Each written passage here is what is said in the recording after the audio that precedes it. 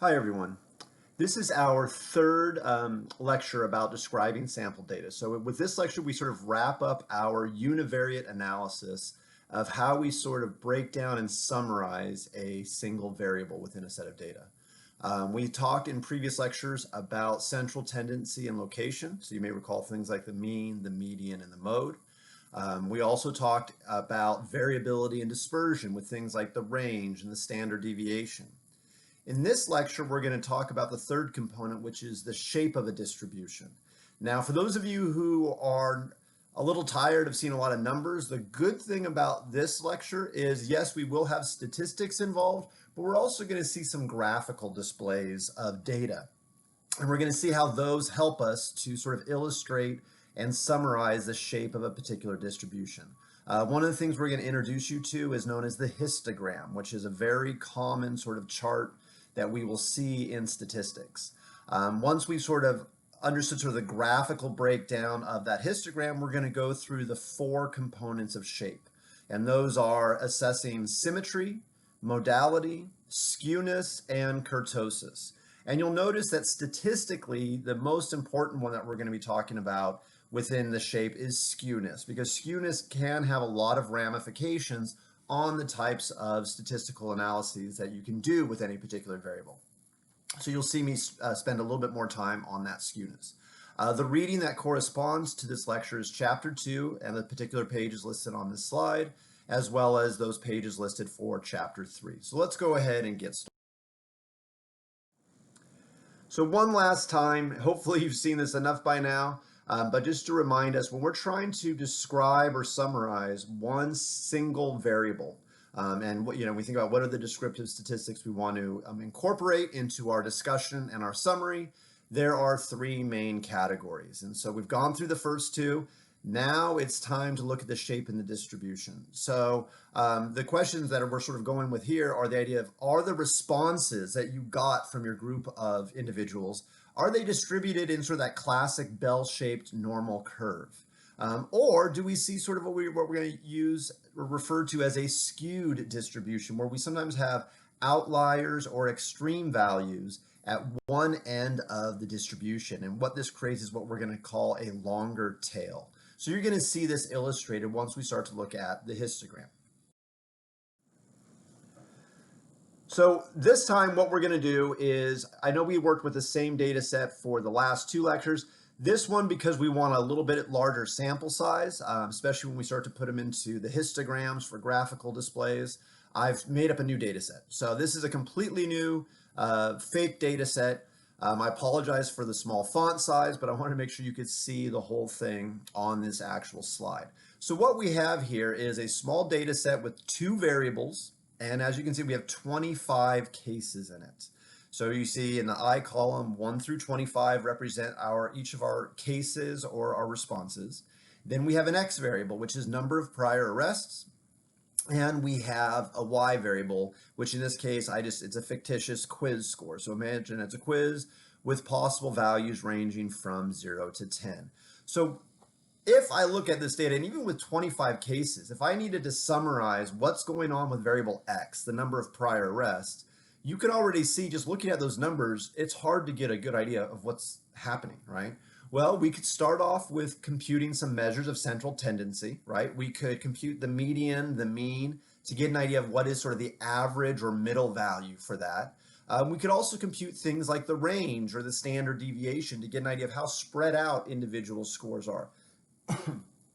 The final thing we need to be able to do, though, is talk about, well, how does the shape of this distribution look?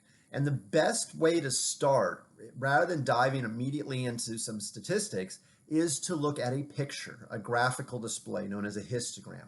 So we're going to take these data that we see here, and on the next couple slides, we're going to put them into something called a histogram. So this is a histogram. And the shape of a distribution can be visually evaluated with a histogram. What it allows us to do, now it's not, a statistic in any way, shape, or form, but it's a graphical display that allows our eyes to get an idea of how do the responses to a particular variable, how are they sort of shaped or spread out across our sample. So with this one, what we have here is a histogram for our variable x. So you may recall from the previous slide that variable x was number of prior arrests, and there were 25 different responses to that variable. Those 25 responses are captured or reflected here in this histogram. Along the bottom, we have the x-axis, which has the values of number of prior arrests that were observed. And you can see that the lowest value we observed was a value of 1, and it ranged up to the highest value we observed in our data set was a value of 11. Then on the y-axis, you'll notice it says frequency. And frequency is just almost like stacking blocks. It's just counting the number of people or cases in our data set that had that particular value for the number of prior arrests. And it creates sort of this idea of what's going on. And what you can see here is you can see that we have a lot of really tall bars over on the left-hand side at the lower number of prior arrests. And then it sort of tapers off as we get to higher numbers of prior arrests. That shape is going to mean something to us. And it's important for us as statisticians to sometimes take a moment before we dive into the actual numbers, the actual statistics themselves, and take a look at graphical displays like this in order to get a better understanding of how this variable is working or looks within our sample. Many things will tend to follow what we call sort of a normal bell-shaped curve. Other times things may be more skewed, and that's kind of what, I'll talk more about this in a second, but that's what we're seeing here is a type of skewness where you have a lot of observations clumped at one end, and then you have sort of outliers sort of dragging what we call a tail out to the other end. So how did I get all this stuff? Well, if you want to go back and see how we recreated it, you can always take a look at the previous slide that had our actual data set, and let's just take a look at values 1 and 2. So according to this, if we look at that first bar on the left for one prior arrest, we notice that the frequency is 4. So if we go back to our raw data, we'll see that 4 different people or cases had a value of 1 prior arrest, and that's why that bar is that high. We look at the value of 2 prior arrests. If we look at our data and count up all the 2s, we'll see that there are 5 different cases that had that value, and that's how that one's created and so forth. And then when we start to look at a histogram, we want to think of 4 things: symmetry, modality, skewness, and kurtosis. Okay, so I'm going to kind of talk about each one of these on the next couple slides, but I'll kind of give you a hint for each one as we go through. So for symmetry and modality, we're not going to use actual statistics. There's not going to be any numbers that are going to measure symmetry and modality when we're looking at a histogram. Rather, we just sort of use our eyes to get an idea of it. So symmetry, what does symmetry mean? Symmetry means, can I draw a vertical line somewhere in that distribution to sort of split it into 2 mirror images of one another? So think about when you were a kid back in elementary school and it was Valentine's Day and they made you do like those paper hearts, right? You took a piece of notebook paper, you fold it in half, you sort of cut sort of this like half a heart shape, and then you open it up and sure enough, you have sort of a symmetric heart, right? That folded in half, it's mirror images of the same side. The same if you're a little bit better with scissors, maybe you did stuff with like making little like butterfly wings. That's the idea of symmetry. Can I draw a vertical line somewhere in my distribution where both the left and right side of it are mirror images of each other, or roughly mirror images? Here, if we look at this particular histogram, I think we'll all agree that it is not symmetrical, right? There's not a spot where I could draw a vertical line, fold one half over on the other, and they would be perfect matches to each other. No. So for this, all we would say is this histogram is non-symmetrical. That's it. It's either you have symmetry or you don't. Modality, similar idea. So modality, you may notice that mode starting there. Modality, yes, it does somewhat refer to the mode. But when we look at a histogram, modality, we're looking for big bumps. And I know that's not the highest level, fanciest language, but that's it. You're looking for, do we see big peaks or big bumps in our distribution? And if so, how many do we see? Now with this one, we would probably call this a uni, as in one, a unimodal distribution, because there's really only one true high point, right? It's definitely at that value of 2, and even the slightly lower parts of that peak are at 1 and 3. There is no other peak in this distribution that ever gets close to what we see over at the far left. So we'd probably say this has a modality of 1, or it's a unimodal distribution. Now, skewness. Skewness, as I said, we will go into more detail in a couple slides, but to sort of introduce it to you, skewness is often found in a distribution that is non-symmetrical. Well, we already said that this is in fact a non-symmetrical distribution, so there's a good chance it has skewness. And in fact, it does. We would call this positive skewness. So there's both positive and negative skewness. The type of skewness, the name is given for the side or edge of the distribution where you have the lowest spots or the longest tails, those outliers. And so we notice here we have sort of the low spots and the long tail out at the high values, those out at like the 10 and 11 prior rest, where we only have a frequency of 1. So we would call this say that this distribution has a positive skew, or it has positive skewness. Finally, we have what is known as kurtosis. Now, kurtosis is all about how peaked or flat the distribution is. Whether or not it is a very high peak that drops off quickly, or whether the overall distribution is relatively flat. And we'll talk a little bit more about kurtosis in a bit, but that's sort of just an introduction to the sort of 4 components. Let's take a look at what statisticians often do with a histogram. So what I have done here on this particular slide is all I did was I drew what we sort of call a smooth curve or a summary curve to represent the histogram. So I just drew a red line to sort of summarize, without having any sharp edges that we had with those blocks or towers that we originally had, to sort of summarize the general flow of the distribution. Now, it may not be perfect and you may think that you would like to do it a little bit differently, fine. But the spirit of this sort of smooth line, it allows us to illustrate certain concepts of distributions. And also, it allows us to sort of see some of these things like symmetry, modality, skewness, etc., in a clearer fashion. So when we look at that red line, we can see that we clearly do not have a symmetrical distribution. We clearly see that it is unimodal, so there's only one big bump in it. And then that skewness, once again, sort of tails off to the right-hand side, so that's why we call it positive skewness. And kurtosis, we're not going to spend too much time on kurtosis in this course.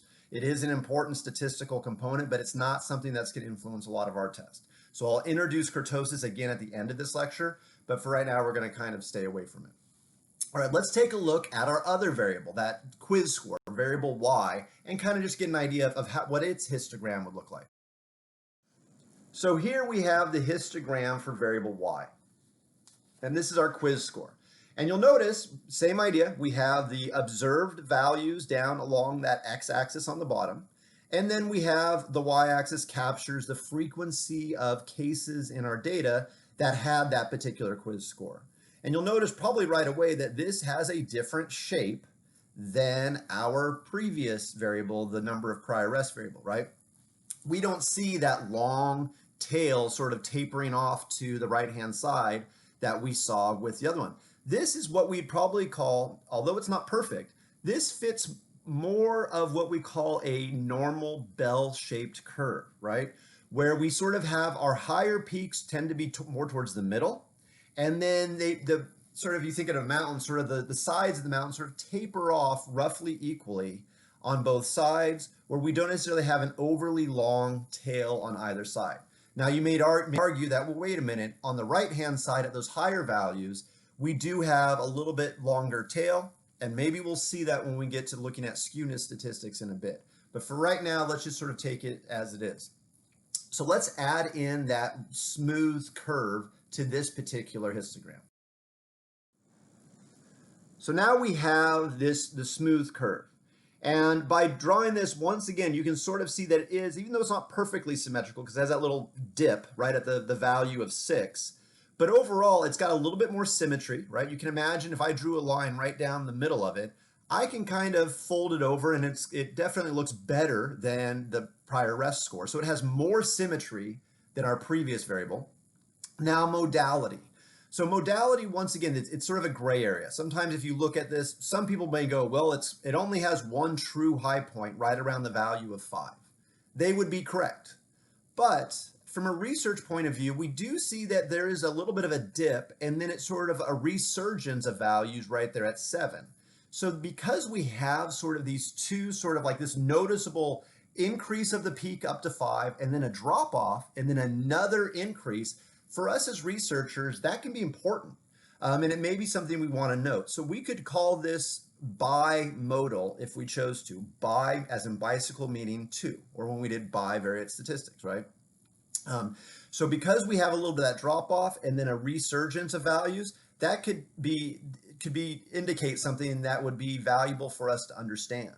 A quick example about the importance of seeing bimodal distributions is sometimes we study the length of time until somebody recidivates. So imagine you have a group of individuals who've just been released from prison and you want to see how long they're able to succeed in society before they get in trouble again, before they get arrested again or get convicted of a new crime. And if our X value, if we were saying number of days until recidivism along that X-axis on the bottom, you can imagine a histogram where in the first week or two after release, you may all of a sudden have the first wave of individuals getting out and getting in trouble. So you may have a peak at, on the left-hand side, just a few days or a few weeks after being released from prison. Then people tend to sort of get their feet. The people who got in trouble, got in trouble. But the people who made it through that first wave tend to do pretty well, right? Maybe they've got a place to stay, maybe they got a quick job, and then you might see a valley, a drop off in the overall distribution. But then around 4 or 5 months after they've been out, all of a sudden, some of these people, life starts to overwhelm them. They may turn back to old habits, drinking and drug use. They may lose the job because they're not showing up. And then they may get kicked out of wherever they're living because they can't pay rent. And we may see sort of a second wave or resurgence of recidivism, and you may see another high peak come up. That you would see in a histogram with a bimodal distribution, and that tells us a lot as a researcher of how we should approach the phenomenon that we're studying. It tells more to the story than just simply the numbers. Okay, so now that we've got an idea of how the histograms look, let's take a look at some just smooth line, sort of like summary histograms to make sure we're all pretty comfortable with the concepts of symmetry, modality, and skewness in particular.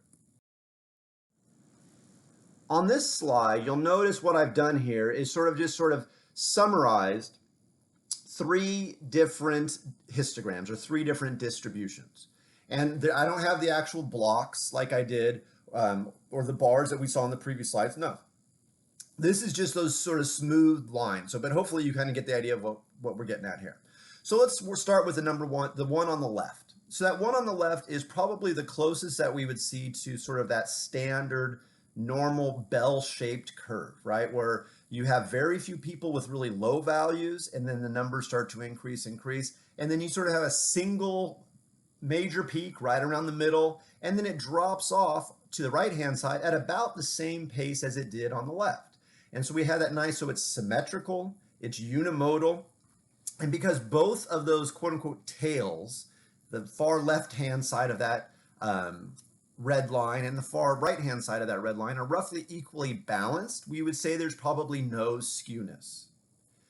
Then let's move over to the second distribution. And this one may be something similar to what you might see with that recidivism example that I talked about before, where we have sort of things start off slow, but then all of a sudden we have that first peak, right? And it's not a high peak, but it's a high enough peak that we make notice of.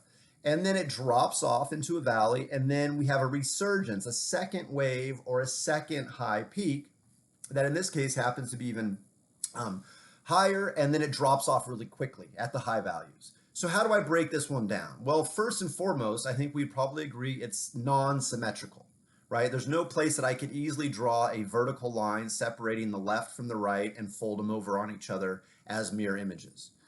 We probably argue because there's 2, even though they're not the exact same height, There are two noticeable peaks in this distribution, so we'd probably call it bimodal. And then skewness. Now, skewness, unless you really have a good trained eye, some people are going to be like, I don't know how to assess skewness here, and that's fine. And that's why skewness, we are going to start to use some statistics in just a few moments.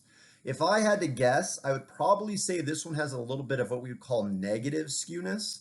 And that's because if you look to the lower values, the left-hand edge of that red line, the tail's a little bit longer. The peak that's right next to it isn't quite as high as the second peak on the far right. And so I would probably guess there's a little bit of negative skewness. But once again, these are pictures. So lots of times it's not necessarily a yes, no, right, wrong type answer when you're assessing a histogram. Finally, let's move over to the third histogram on the far right. And this one has three noticeable bumps. Although it has those bumps and valleys, overall, despite probably my poor drawing on a PowerPoint slide, it's generally symmetrical, right? If we sort of split it in half, right down the middle of that big peak, we could pretty much fold it over as reflections of itself. It has, even though it only has one truly, truly tall peak, those other, the peaks on the left and the right, especially given the low valleys next to them, are indicative of something going on. We have a clustering of values or people or cases in those areas.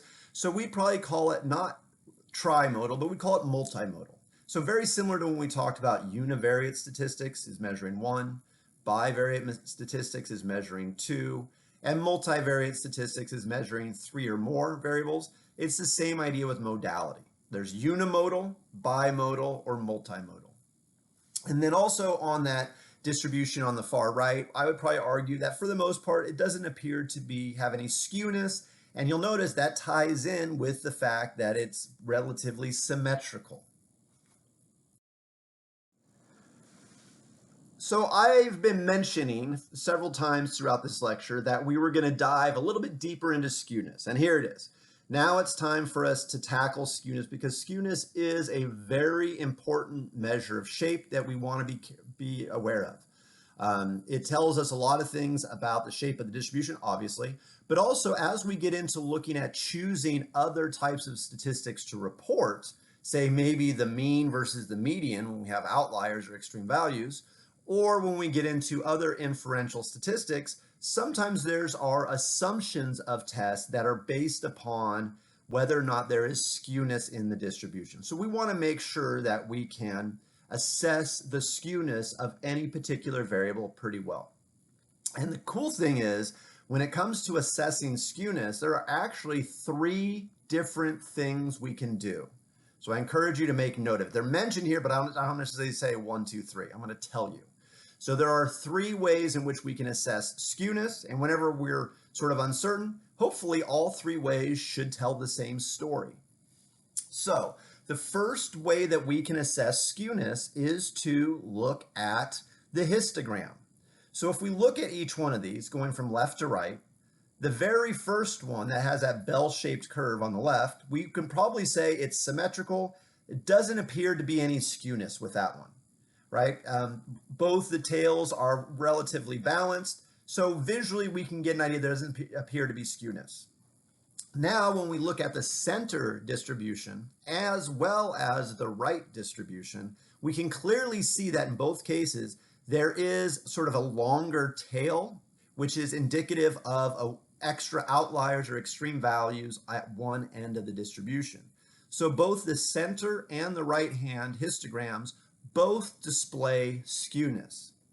How do we put a picture on, or how do we label the type of skewness? As you may recall from a couple slides ago, the name of the skewness is given to the side that has the longer tail. So the center histogram, where that longer tail is on the left-hand side towards the lower values, we call this a negative skew or negative skewness. When we look at the histogram at the far right, you can see it's been flipped around, and now our longer tail is at the right-hand side or at the higher values for the x variable. So we would say that this one has positive skewness. Okay, so that's the first thing we can do to assess skewness, is look at a histogram. But even a couple slides ago, I showed you one or two histograms that the amount of skewness was kind of hard to see just with the naked eye. And that is often the case when you're working with real data. So we want to look at something a little bit more quantitative or objective sometimes. So the second way that we can assess skewness for a particular variable is by comparing the values of the mean and the median. So once again, the second way that we can assess skewness is to compare the values of the mean and the median. Now, why is this so important? Think back to our lecture about central tendency. We talked about the median being a resistant statistic. It was resistant to those extreme values. When we added in for one of our variables, we added in a person with, I think, 28 prior arrests instead of 4. So we threw in that outlier. You may recall that the median wasn't influenced that much. It only changed just a little bit. However, the mean is susceptible to outliers. It is pulled in the direction of those outliers. So the relative positioning of the mean and the median can tell us a lot about skewness. Back to our lecture that we talked about central tendency, we originally had a variable that was number of prior arrests, and we computed the mean, and I think we got 5. And if you looked at the values in the cases in the data set, you're like, yeah, that looks pretty good. However, when we introduced in that single outlier, that person with 28 prior arrests, all of a sudden the mean blew up a lot. It went from like 5 and it almost doubled. It went up to like 9. And not only is it important that it changed, but think about the direction that the mean went in. It was pulled toward the outlier. It was pulled toward that value of 28. It got higher. So that's what we're going to see with each one of these shapes. So let's quickly look at each one of them going from left to right. And then if you look down at one of my bullet points, I give you sort of the relative positioning of the mean and the median. So if we have a symmetrical, so starting at the left, if we have a symmetrical distribution with no skewness, the values of the mean and the median are going to be not necessarily exactly equal to each other, but they're going to be pretty close to each other. When we move, now let's move to the center histogram. When we move to that center histogram, we've already identified that it has negative skew. So because the outliers are at the low end, at that left-hand side, the mean is going to be pulled down. It's going to be pulled toward those outliers.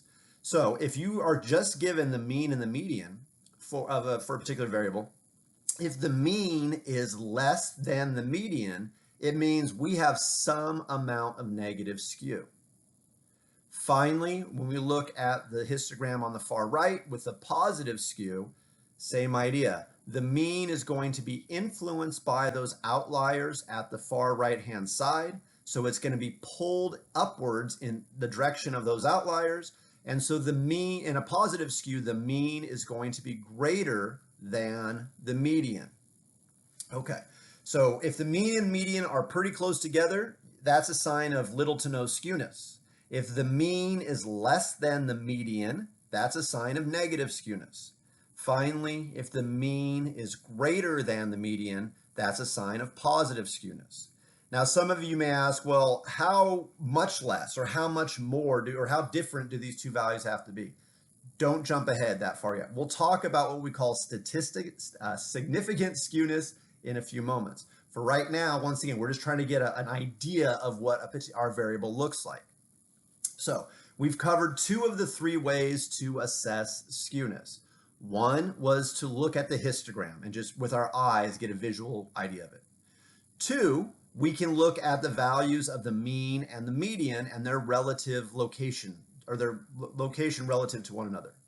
Finally, if we have access to a nice software program like SPSS, we can have the computer program compute what is known as a skewness statistic. Now in this class, I am going to show you SPSS output where the software program has already computed the skewness statistic for us. In fact, you'll see an example in a couple slides. But I'm never going to ask you to hand compute the skewness statistic like I did for the mean and the median and the standard deviation, etc. Okay? So don't freak out if you're looking through your notes going like, I can't find the formula for computing the skewness. Don't worry, I am not going to ask you to hand compute it in this course. Now, it's not a very hard formula, and if you want to, I could show you, or you could Google it and figure it out. But for right now, we're going to trust our computer software to do it for us. Okay, so what happens if we do compute the skewness statistic? What does that tell us about the type of skewness that's going on? Well, if we have, and it's the nice thing is it's pretty like logical. So if we have no skewness, then the skewness statistic is going to be really close to zero. So see, no skewness, value of zero kind of goes hand in hand. If we have negative skewness, our skewness statistic is going to be a negative number. It'll be less than zero.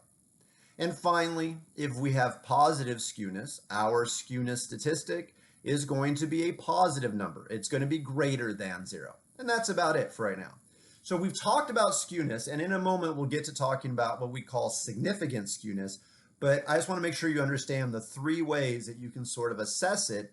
And sometimes you don't even need to have access to a histogram or a skewness statistic. If you just know the mean and the median, you can already start to get an idea of the type of skewness that may be present. So let's see some of this skewness stuff actually reported using SPSS output. So on this slide, what I've got here is on the left, you can see I've just reposted in much smaller sizes to make sure they could fit on there. I've reposted the histograms for both our X variable, number of prior rest, as well as the histogram for our Y variable, quiz score, right? So these are the exact same ones that you saw several slides ago. We can see, let's start with number of prior rest. We already talked about just that one. That one's visually, we can see that there's a longer tail out to the right. So we say, aha, the picture looks like positive skewness. Okay, now let's go over to the table on the right-hand side that says statistics. This is just cut and paste from SPSS output. So what we have here are a bunch of descriptive statistics. And the cool thing about working with SPSS is it's very user-friendly, right? I entered in the data set that you saw at the beginning of this lecture, and then with a couple points and clicks, I asked for it to compute the mean, the median, the mode, the standard deviation, the variance, the skewness, the kurtosis, the range, right? And that's what you see listed in this statistics table. So in the very first column, it gives us the names of all the statistics that I asked the computer program to run. Then under the number of prior arrest column, we have the values. So you don't even have to compute it. It did all the heavy lifting for us. So for the N sample size, you can see a valid of 25. So we had 25 responses. None of the cases had a missing value for that variable.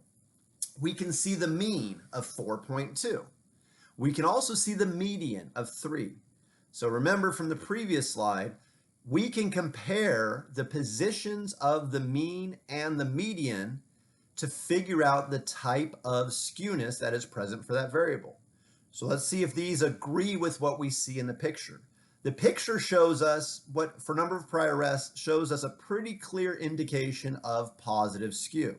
So if there's positive skew, the value of the mean should be pulled upwards towards those outliers, and therefore the mean should be a higher value than the median. And sure enough, that's what we see for number of prior arrests. The mean is 1.2 points higher than the median, right? So the mean of 4.2, the median of 3. And the other thing that we can look for to assess skewness is the actual skewness statistic. And that's what I have circled in red in that statistics table. So let's go down and look at the skewness statistic. And recall that if there is positive skewness, then the value of the skewness statistic will be above 0. So sure enough, our skewness statistic is a positive 0.947. So that would tell us that we have some amount of positive skew going on.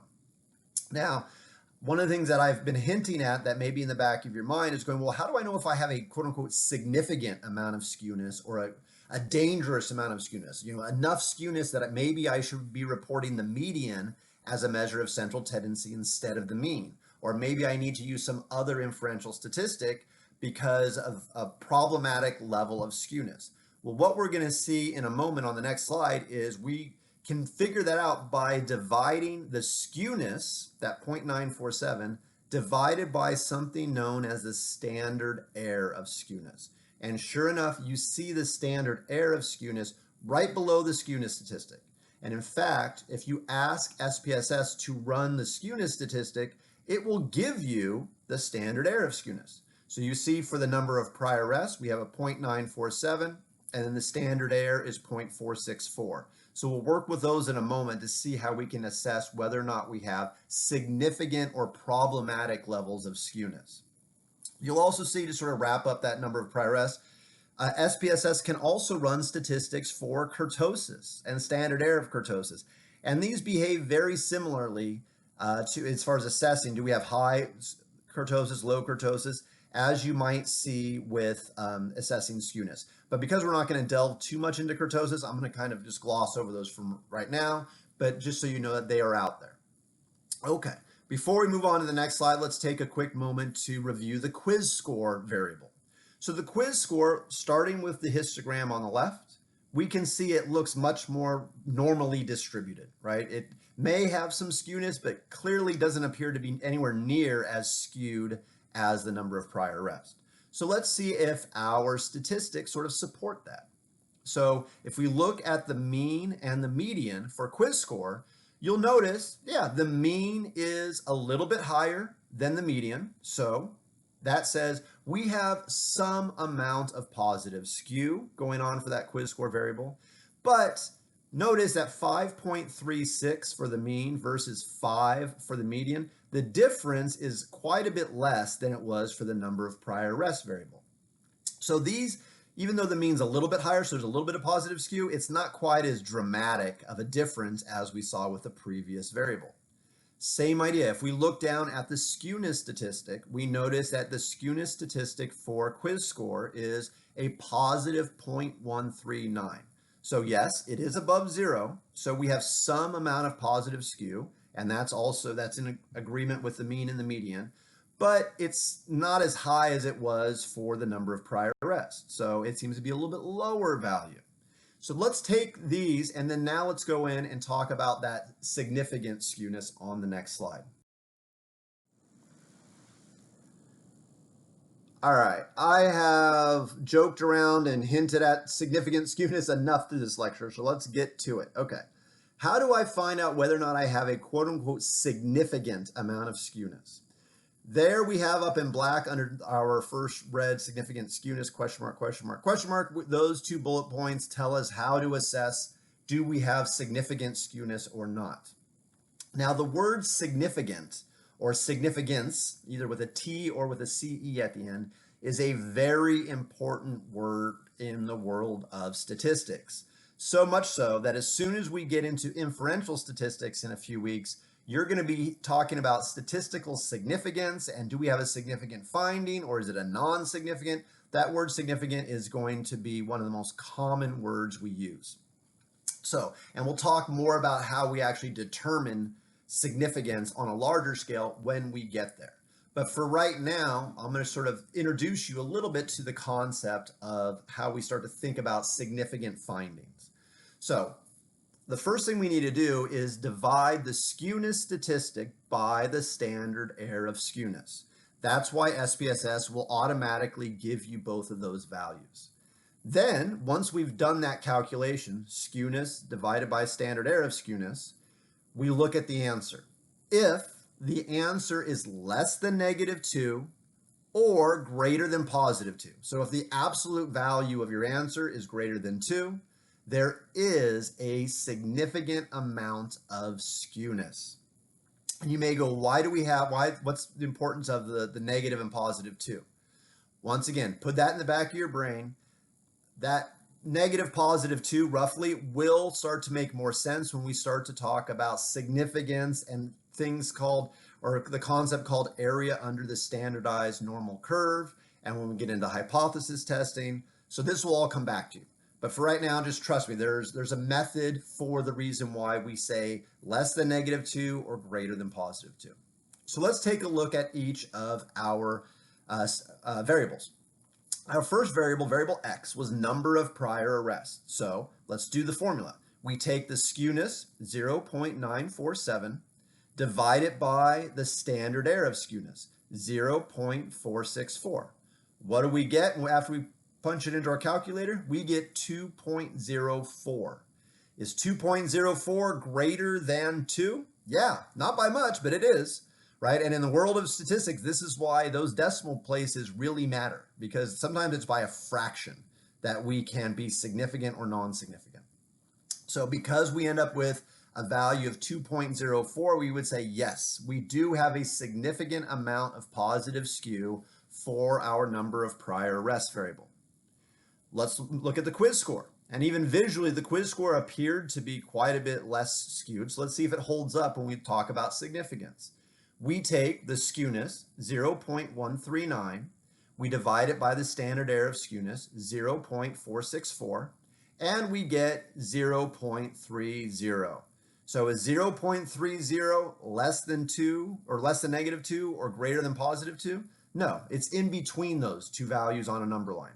So because 0.3 is in between negative and +2, we would say we do not have a significant amount of skewness.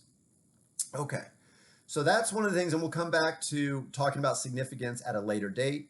But for right now, if you can do that and look at some of these things and assess the skewness of a particular variable through one of the three mechanisms we've used, and also be able to assess the significant level of skewness, or whether there is a significant level of skewness, using the formula that we talk about on this slide, you're good to go.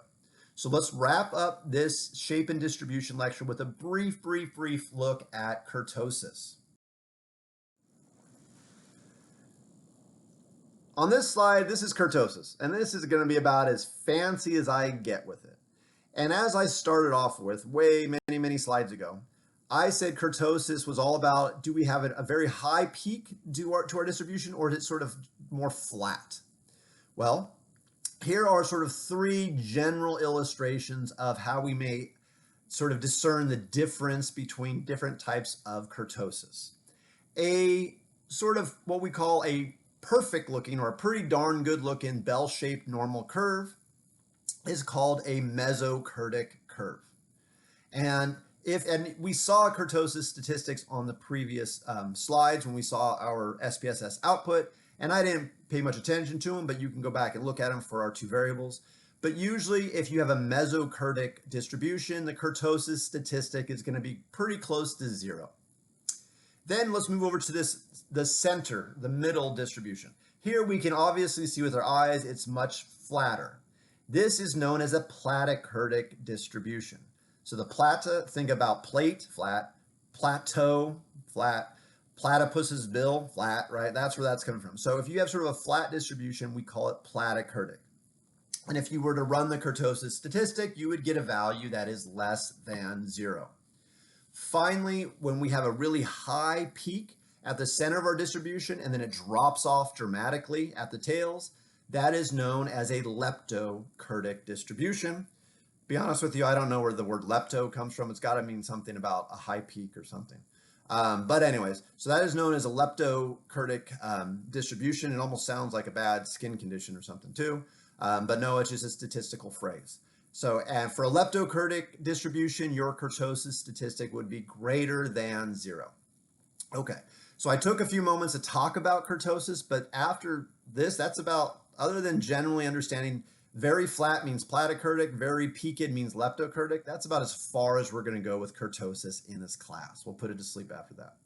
So there we have it. That's sort of our wrap up for shape and distribution. Now we have marched through each of the three ways of describing sample data when we're doing a univariate analysis. And in the coming lecture, we'll start to look at how do we start to describe relationships when we have two variables, a bivariate sort of analysis, looking at association and correlation. So I'll see you at that next lecture. Take care.